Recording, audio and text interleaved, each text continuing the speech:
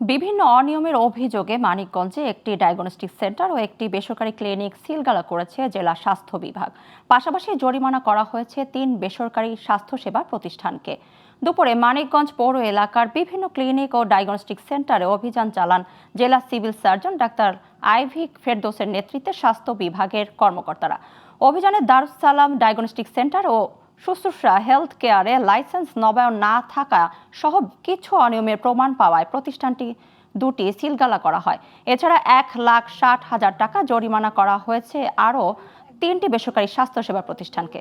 জনস্বার্থে স্বাস্থ্যসেবা প্রতিষ্ঠানে নিয়মিত তদারকি ও এ ধরনের অভিযান চলবে বলেও জানিয়েছে জেলা সিভিল সার্জন।